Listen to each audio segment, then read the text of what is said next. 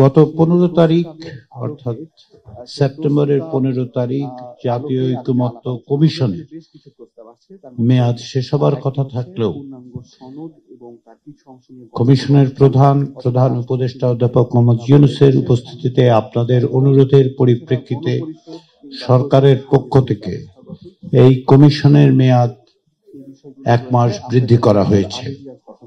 যদিও কমিশনের মেয়াদ 1 মাস বৃদ্ধি করা হয়েছে, আমরা কোনো অবস্থাতেই কমিশন 1 মাস সময় নিয়ে এই আলোচনা অব্যাহত রাখতে উৎসাহী নয়। আমরা মনে করি না যে আগামী 1 মাস ধরে এই বিষয়ে আমাদের আলোচনা করতে হবে। আমরা খুব দ্রুত একটা ঐকমত্যের জায়গায় উপনীত হতে পারবো, সেটা আমরা আশা করি এবং আপনাদের প্রতি অনুরোধ জানাই। 1 মাস সময় বৃদ্ধি করার আরেকটি কারণ হচ্ছে যে কোনো কার্যালয় যদি প্রায় 1 বছর ধরে অব্যাহত থাকে, সেটা গুটিয়ে তুলতেও খানিকটা সময় লাগে। মেয়াদের মধ্যেই সেটা সরকারের পক্ষ থেকে বিবেচনা করা হয়েছে।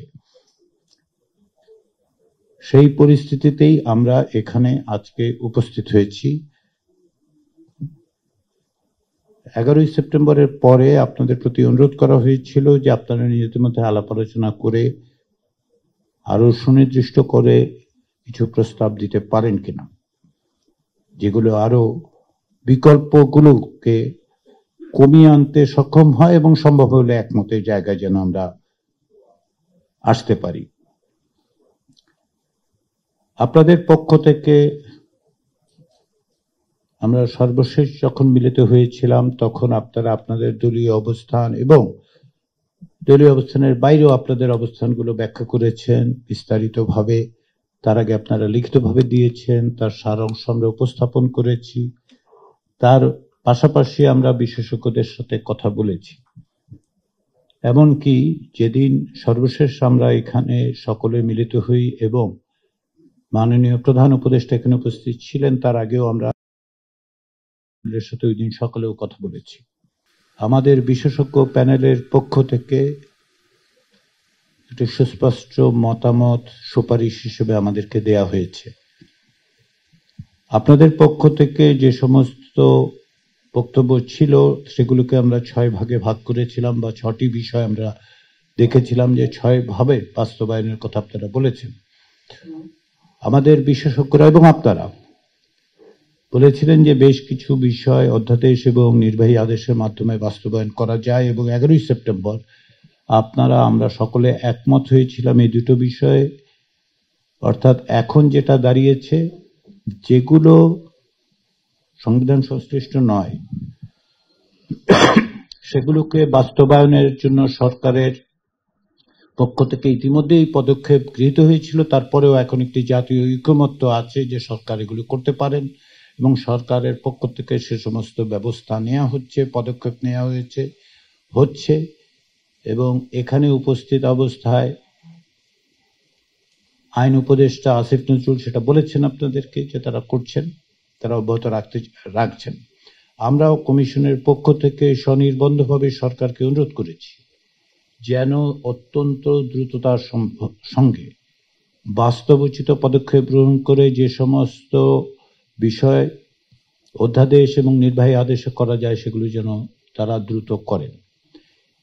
সাংবিধানিক বিষয়গুলোতে অর্থাৎ সংবিধান সংশ্লিষ্ট বিষয়গুলোতে গোড়াতে আমাদের যেই বিশেষজ্ঞ প্যানেল আছে তারা দুটো কথা বলেছিলেন, একটি হচ্ছে গণভোট, আরেকটি বিশেষ সাংবিধানিক আদেশের কথা। আমাদের দিক থেকে আমরা কমিশন মনে করি যে যদি আমরা সরকারকে একাধিক পরামর্শ দিতে পারি বাস্তবায়নের, সেটা তুলনামূলকভাবে সরকারের জন্য সহজতর হবে বিভিন্ন বিষয় বিবেচনা করে, এবং প্রয়োজনীয় আইনি সাংবিধানিক বিষয়গুলো খতিয়ে দেখে তারা পদক্ষেপ নিতে পারবেন। আমরা চাই যেটা খুব দ্রুত সম্পাদিত হোক, আমরা এক জায়গায় এই পরামর্শগুলো দিতে পারি। আপনারা জানেন যে মাননীয় প্রধান উপদেষ্টা জাতিসংঘের সাধারণ পরিষদে অংশগ্রহণের জন্য 21 সেপ্টেম্বর থেকে দেশের বাইরে থাকবেন, নিউ ইয়র্কে থাকবেন জাতিসংঘের সাধারণ পরিষদে বক্তব্য রাখার জন্য এবং অন্যান্য কিছু বৈঠকে উপস্থিত থাকার জন্য। তিনি 2রা অক্টোবর ফিরবেন। আমরা এই প্রক্রিয়াটির পরিণতির জায়গা, অর্থাৎ আমাদের দিক থেকে যে সুপারিশ, সেটা আসলে প্রধান উপদেষ্টার উপস্থিতিতে তার সাথে আলোচনা করে দিতে চাই।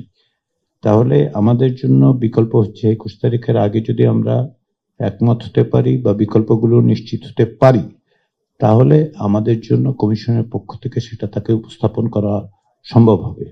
অন্যথায় আমাদেরকে কিছুটা সময় নিতে হবে, যেহেতু তিনি উপস্থিত থাকবেন না। কেননা তিনি এই কমিশনের প্রধান উপদেষ্টা, প্রধান নির্বাহী, তো তার কাছে আমাদের পরামর্শ দেওয়া দরকার।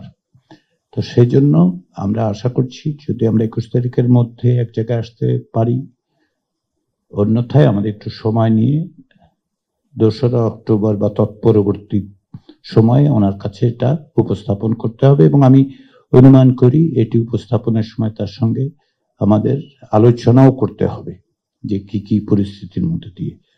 যদিও প্রধান উপদেষ্টা প্রায় নিয়মিতভাবেই এই কমিশনের অগ্রগতি সম্পর্কে অবহিত হয়েছেন, আমরা তাকে অবহিত করেছি এবং তিনি নিজে অন্যান্য মাধ্যমগুলো, বিশেষ করে টেলিভিশনে এটা যাওয়ার কারণে উনি দেখেন এবং যতদূর সম্ভব কাজের ব্যস্ততার মধ্যেও তিনি এটা অত্যন্ত গুরুত্ব দিয়ে তিনি অনুসরণ করেছেন।